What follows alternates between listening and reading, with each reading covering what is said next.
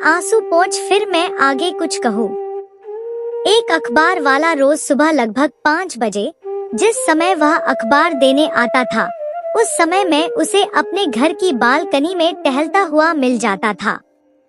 इसलिए वो मेरे घर के दरवाजे के सामने चलती साइकिल से निकलते हुए मेरे घर में अखबार फेंकता और मुझे नमस्ते डॉक्टर साहब वाक्य से अभिवादन करता हुआ फर्राटे से आगे बढ़ जाता था।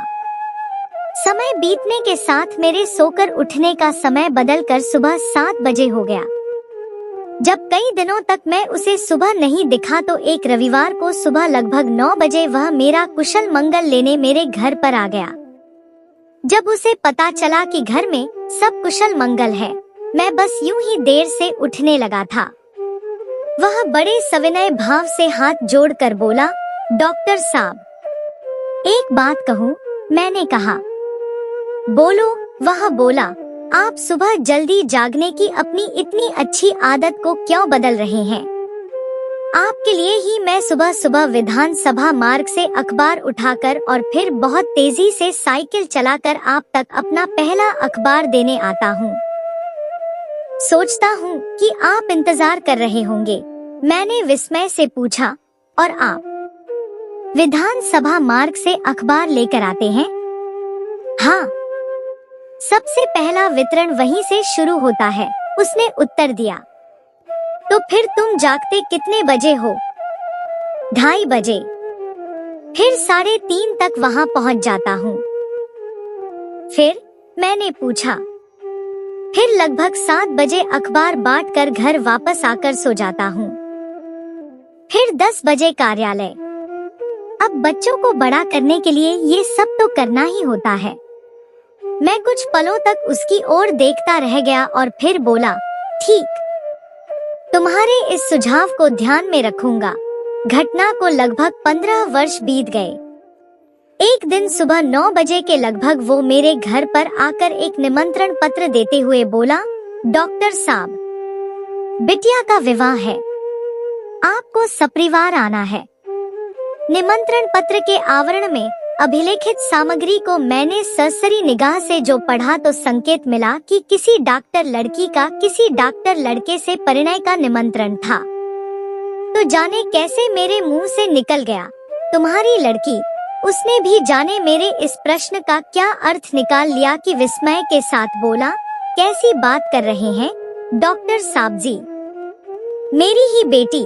मैं अपने को संभालते हुए और कुछ अपनी झेंप को मिटाते हुए बोला, नहीं, मेरा तात्पर्य कि अपनी लड़की को तुम डॉक्टर बना सके। इसी प्रसन्नता में वैसा कहा। हाँ सर जी, लड़की ने मेकाहारा से MBBS किया है और उसका होने वाला पति भी वहीं से MD है। और सर जी, मेरा लड़का इंजीनियरिंग के अंतिम वर्ष का छात्र है। मैं सोच रहा था कि उससे अंदर आकर बैठने को कहूँ कि न कहूँ कि वह स्वयं बोला, अच्छा सर जी, अब चलता हूँ, अभी और कई कार्ड बांटने हैं, आप लोग आइएगा अवश्य। मैंने भी फिर सोचा आज अचानक अंदर बैठने को कहने का आग्रह मात्र एक छलावा ही होगा।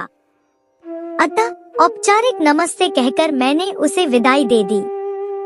उस घटना के 2 वर्षों के बाद जब वह मेरे घर पर आया तो ज्ञात हुआ कि उसका बेटा जर्मनी में कहीं कार्यरत था। उत्सुकतावश मैंने उससे प्रश्न कर ही डाला कि आखिर उसने अपनी सीमित आय में रहकर अपने बच्चों को वैसी उच्च शिक्षा कैसे दे डाली। सर जी, इसकी बड़ी लंबी कथा है, फिर भी कुछ आपको बताए देता हूँ। अखबार, नौकरी के अतिरिक्त भी मैं खाली समय में कुछ न कुछ कमा लेता था।